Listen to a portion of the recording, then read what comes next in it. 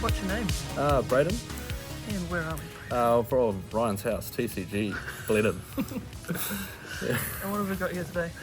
We have a Mannadium deck profile, pretty stock standard, but to our Lord and Saviour Triff. Perfect. Right, we'll get into it, I guess. How did you do with the deck today anyway? Really good. So surprisingly we went 5 wins, 1 draw, so no losses today. So 1 in Swiss, first in Swiss.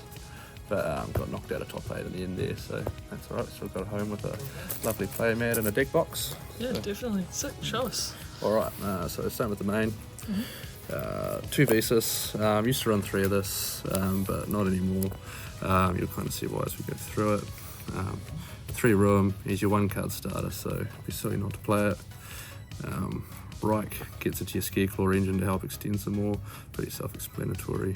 And 3 Samsara, so this is kind of the reason why Visa's kind of been cut, because on the field and in the graveyard he counts as Visa Starfrost. So getting to our Vicious Astral out in the extra deck is a lot easier now. He just helps extend as well, because you can special summon from the hand by summoning back the Visas from the graveyard or banished. We got 3 Meek. Deck seems to do pretty well, just the Meek. Don't really run Taurid anymore. Seems to be pretty stock standard for most builds. Fenrir package, 3 Fenrir, 1 Ski Cash. Helps again bridge into your Ski Claw line to be able to get into your Light Heart, which we'll see later. So that's the monsters. Perfect. It's pretty nice, pretty tidy. Feels pretty tidy anyway from what they all do together. It seems to be what is the stock standard. It's pretty much almost identical to Triff's build. Yeah, basically. But does it feel pretty smooth to play as well? Yeah, like I kind of want to be able to like see combo. Like I don't really run hand traps in this build, because I feel like going first, the deck's kind of like fine to kind of play through a bit, which today we have played through quite a few negates with Ash Blossoms and stuff out there. Somehow managed to dodge a few drolls, saw the called by when I need it, which is fantastic, because I hate that card. From there we'll go into spells. 3 Clerium, again searches into your Room Heart, which is your 1 card combo. 2 of the Primitive Planet to get into our Scareclaw line, so you can search Visas, search Reich, so it kind of gets what you need and help you extend further. 2 Obsidian. I'd love to run 3 at this, but it just gets bricky if you've got nothing to pop with it. But it's just good to extend as well, because in the graveyard it can special summon a Visas. Ooh, we lost it. That's alright. Yeah, so 2 Obsidian, because it can help extend when it's in the graveyard to special summon a Visas or a 15/21 if we get a little bit stuck, which is really nice. 2 Arrival. Busted card, not a once per turn revive, so you've already draw 1, then you can search the next one. You're able to make a pretty nasty synchro board. Yeah, that being on the receiving end of that once or twice, it is like really, really filthy. That card, eh? It's pretty it's good. Though. Yeah, this catches some people off, they just don't realise. And kind of the last archetype field spell is Pillar Rhino. Nice. I really like this card, some people kind of cut it. It gets me out of sticky situations where I kind of need to use Clerium and this to kind of get to Reich and Ruin, and I need to see a Visa Starfrost using Amritara, which we'll see in the extra deck.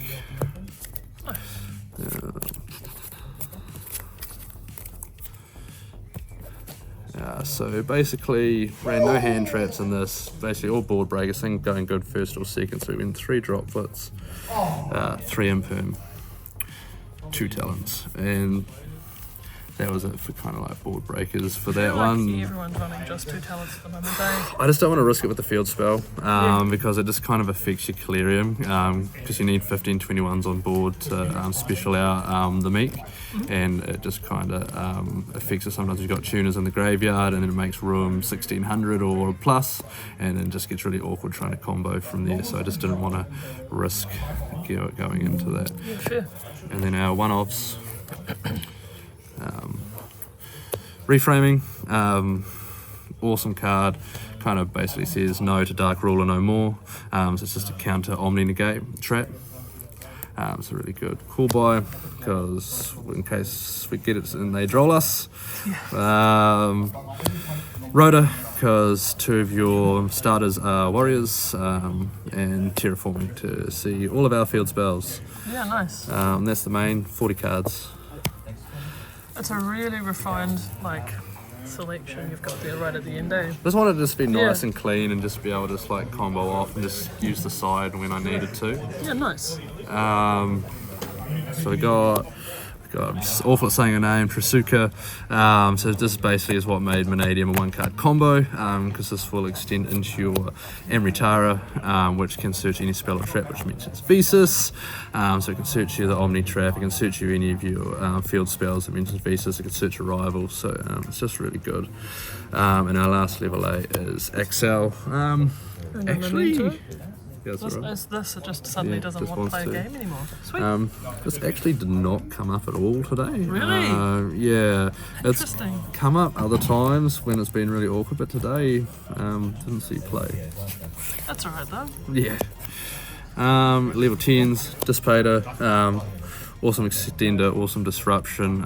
Just it can, does so much, eh? yeah, it's great. Getting Visas or Ruin from the Banished, just to kind of extend or start combo if it manages to survive a turn. Xingying, MVP this card. Yeah. Because this trap here just makes it crazy. Because you'll banish this to shuffle back your Meeks, which will automatically trigger them. So basically means you get an Omni Negate and a guaranteed banish from the field and graveyard to your opponent. Yeah, this card does a lot. Yeah, it's very handy with this card.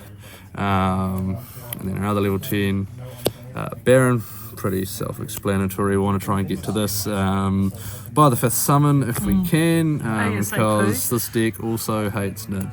And our last level, No, it's just the Yeah, motor, right, I yeah, think, right. in this. Yeah, okay. Yep. cool. And last level 10, I believe, is Chaos Angel.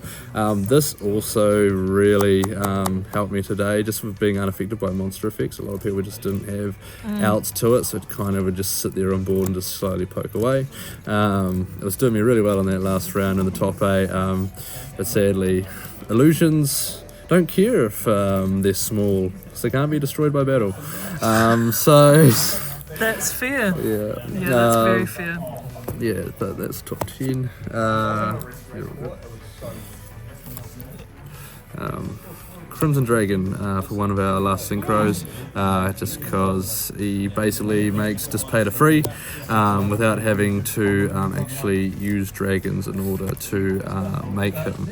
So generally you just use this to target Baron, and this will tag out, special summon this in, this will bring back Visas and just extend from there. Nice. And then Disruption. And then 2 Lightheart, you need it.